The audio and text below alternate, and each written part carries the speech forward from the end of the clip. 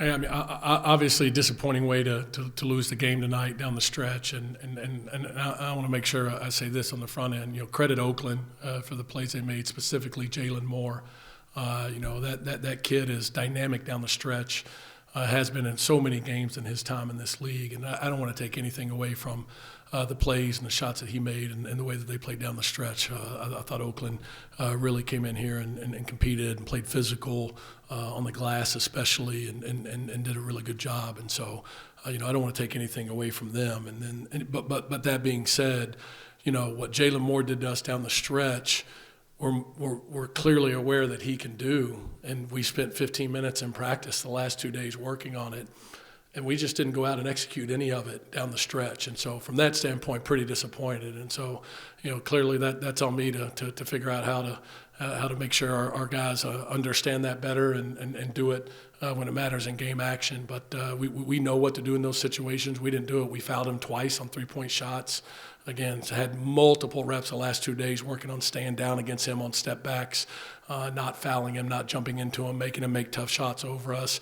Lost him in transition at the end. And, again, you're not going to play perfect in any game. We played well enough to put ourselves in position to win, and then you got to finish with those kind of smart plays. And again, give them credit for the plays they made, but we were really poor executing those things down the stretch. And I think bigger picture, disappointed in the fact that, I thought our guys were starting to play with the kind of confidence and swagger on both ends that we need to play with to be good. And tonight, really thought we played pretty frustrated and lived and died by every shot that did or didn't go in, or every defensive play that did or didn't go good. And so, again, we've got to find a way to get them through that, but we've got a pretty veteran group at a lot of spots. And so, at some point we need to see that response as well.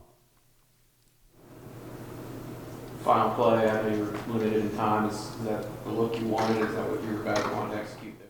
I mean, in general, if you can get your best score of the ball and get them a halfway clean look, then yeah, it's good. So yeah, I thought, inside, at the end of the game, we ran the shot clock down, used a ton of clock, had Quez the ball. We've put him in that situation a bunch. He shot an air ball, which was one of the things that led to them getting out quick in transition.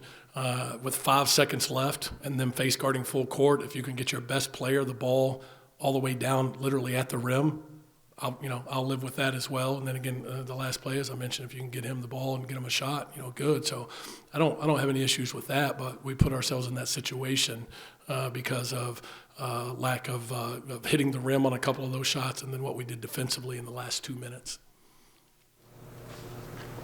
All the things that went wrong last minute and a half or whatever, is there one of them that just jumps out at you that said you just can't do that? Probably the most frustrating one is when we just left him.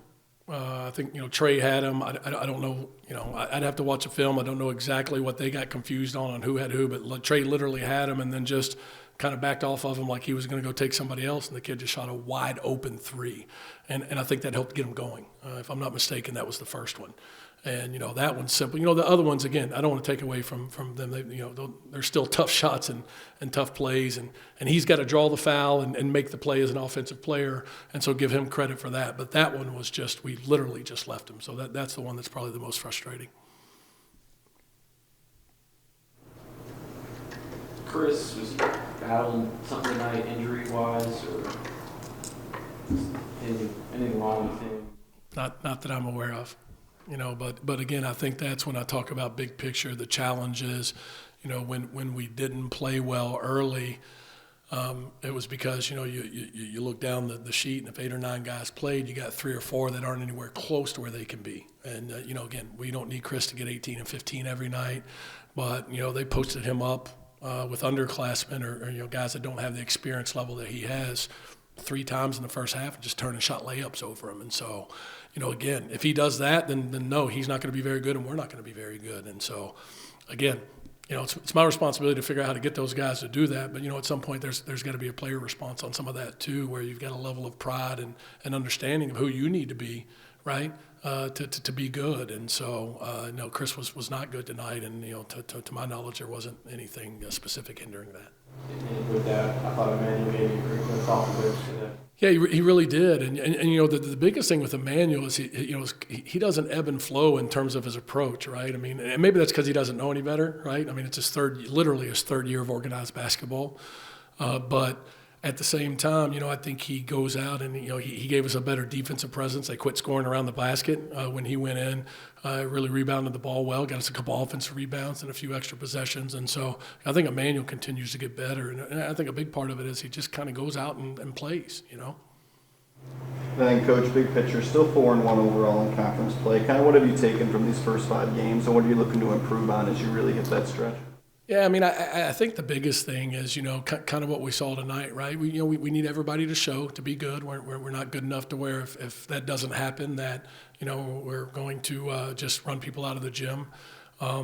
And that, you know, we have to be sharp defensively. We just do, because, you know, offensively, you know, we haven't been a team. You know, I thought we were really aggressive in the last 6 minutes, really aggressive. It was the same kind of stuff we worked on leading into the game in prep, talked to them about throughout the game, you know, for whatever reason, kind of just went and played, you know, aggressively and late in the half. But like, those are the things, you know, when we struggle, that are the issues. And, you know, that said, you know, you've got I don't know the exact timing on it, but I think 7-point lead, and I think it was inside 2 minutes, you know, with a chance to win. And that's with those things happening. So we're getting better. You know, we're making progress. If that had been the case, you know, a month ago, we wouldn't even been in the game.